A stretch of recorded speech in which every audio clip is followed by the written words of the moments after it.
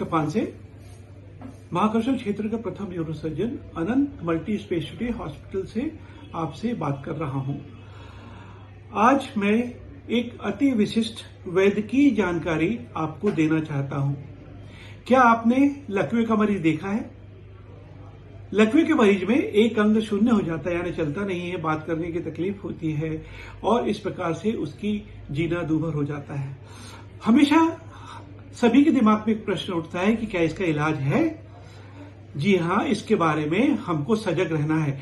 अगर कभी किसी को इस प्रकार का लकवा लगता है तो उसको तुरंत अस्पताल में लाना चाहिए, तुरंत उसकी जांच सीटी स्कैन वगैरह करना चाहिए एवं अगर कोई कॉम्प्लिकेशंस नहीं है तो तुरंत टीपीए करके एक इंजेक्शन होता है जिसको लगाने से मरीज को ठीक होने की संभावनाएं बहुत बढ़ जाती हैं।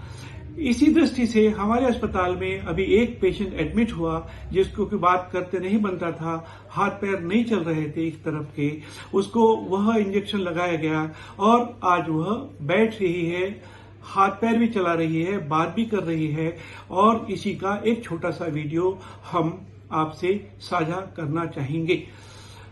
विशिष्ट सूचना, कृपया इस प्रकार के मरीज को तुरंत अस्पताल लाके इलाज करवाने से मरीज को फायदा हो। मैं डॉक्टर आर के पाठक, ईएनटी सर्जन हूं और अनंत अस्पताल में इस समय मेरी सासू मां श्रीमती शकुंतला दुबे जो लगभग 80 वर्षीय हैं, इनको हम लोगों ने दिनांक 16/12/22 को अस्पताल में लेके आए थे।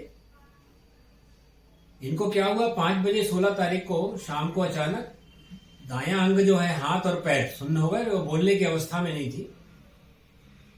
तो हमारे डॉक्टरों की टीम ने वहां जाके देखा और तुरंत हॉस्पिटल में शिफ्ट किया। इनका हमने सीटी कराया। तो जो हमारे न्यूरोसर्जन्स और न्यूरो फिजिशियन की टीम है, डॉक्टर पानसे, डॉक्टर प्रशांत कुशवाहा, डॉक्टर एल शर्मा, इन सब ने सीटी देखा और ये बताया कि ये इन्फार्क्ट है और मुझे बताया गया कि यदि इसका थ्रोम्बोलिसिस अपन कर देते हैं तो ये जो सीबीए का अटैक हुआ है या ब्रेन स्ट्रोक हुआ है, ये निश्चित रूप से 100% अच्छा हो जाएगा।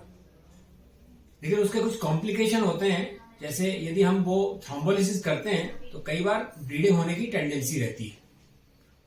लेकिन यदि हम सोच लें कि भाई हमको कुछ नहीं करना है तो वो तो लकवा धीरे धीरे और जो इसको बोलते हैं ना 72 घंटे में और पूरा मिडिल सेरिब्रल आर्टरी यदि ब्लॉक हो जाती है तो निश्चित रूप से पूरा हमेशा के लिए शरीर अपंग हो जाएगा और उसमें बहुत रिकवरी होने की संभावना नहीं रहती है। फिजियोथेरेपी और कुछ दवाइयां होती हैं जो हम लोग देते रहते हैं। तो मेरा इसको बताने का उद्देश्य है कि हमने उस समय थ्रोम्बोलिसिस किया। 5 बजे ये घटना हुई, स्ट्रोक हुआ, ब्रेन स्ट्रोक, और 7 बजे हमने अनंत हॉस्पिटल में अपने मरीज को थ्रोम्बोलिसिस किया और 2 घंटे के बाद मैंने जब आके राउंड लिया और देखा तो उनका दायां हाथ में सेंसेशन आ गए थे और पैर में भी हरकत आ गई थी। और पूरे सवेरे जब हमने देखा तो वो बोल भी पा रही थी ठीक से, अदरवाइज डिसार्थ्रिया हो रहा था उनको, तो उनने पूरा अच्छे से बोलने लगी थी और पूरा पावर आ गया। इस वीडियो को प्रसारित करने का उद्देश्य यह है कि यदि टाइमली इंटरवेंशन यदि ब्रेन स्ट्रोक के मरीज में किया जाता है तो निश्चित रूप से मरीज 100% रिकवरी, गोल्डन पीरियड इसको हम लोग बोलते हैं। यदि हम समय के अंदर यदि उस थ्रोम्बस को वहां से ब्लॉक को अलग कर देते हैं थ्रोम्बोलिसिस के द्वारा तो मरीज 100% रिकवरी हो जाता है। और जैसा कि आप देख सकते हैं कि मेरी सासू मां इस समय पूरा हाथ भी चला सकती हैं, पैर भी चला सकती हैं, बोल सकती हैं। आप हाथ चला के दिखा दीजिए एक बार, उठाइए हाथ, वेरी गुड। ये पूरा हाथ और पैर में पावर आ गया and she is normally speaking now. बहुत कोई ऐसा डेफिसिट नहीं रह गया है and she is well oriented और कहीं कोई कॉम्प्लिकेशन नहीं हुए। जरा सा कहीं थोड़ा सा इमेच्योरिया हुआ तो नाउ इट इज सेटल्ड और 1-2 दिन में हम यहाँ से अब निश्चित रूप से छुट्टी करेंगे। मैं पूरे अस्पताल प्रशासन का बहुत बहुत आभारी हूँ, मेरे न्यूरोसर्जन्स की टीम, डॉक्टर आपका नाम क्या है? शकुंतला दुबे। जी बताएं, आपको क्या हुआ था माता जी? मेरा हृदय एक ऊपर और नीचे नहीं हो रहा था, एकदम शून्य हो गया। फिर थोड़े दवा करने के बाद ठीक हो गया। और क्या बोलूं? और आपका ऊपर जा रहा है? हाँ, पैर भी चल रहा है? हाँ, चल रहा है अच्छी तरह। थोड़ा सा पैर भी चला दीजिए। हाँ, पैर हाथ दोनों।